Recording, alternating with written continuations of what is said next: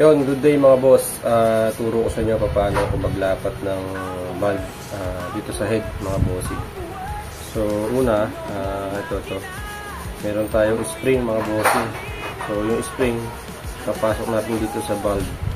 Tapos, pag nalagyan natin ng spring yan, ito, lalagyan natin ng grinding compound.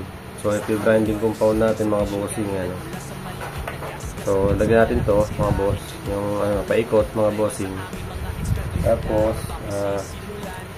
itong dulo mga boss, lagyan natin ng oil para lubrication doon sa loob ng valve guide.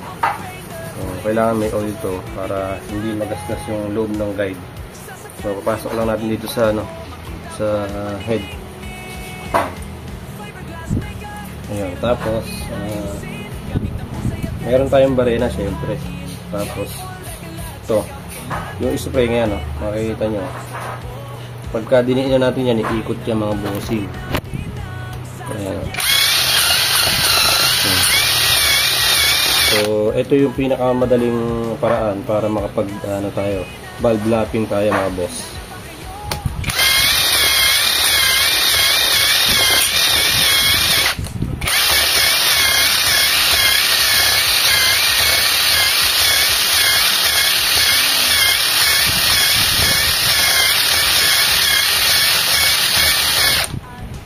Ayan. Maganda na mga bossing. Saglit lang. So, pakita ko sa inyo yung yung hinahanap nating lapping niya. Mga boss, nakita niyo yung yung parang stainless yung kulay. So, yun yung hinahanap natin na lapping. So, sa valve dapat ganun din, makislap din. Kaya mga bossing ayan. So ito, yan yung parang makisap na yan. Ito, yan yung lumapat na yung valve natin dito. Ayan,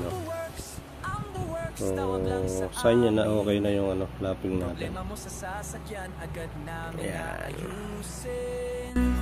Ambuers, asahan nyo na para sa maayos na biyahe araw-araw.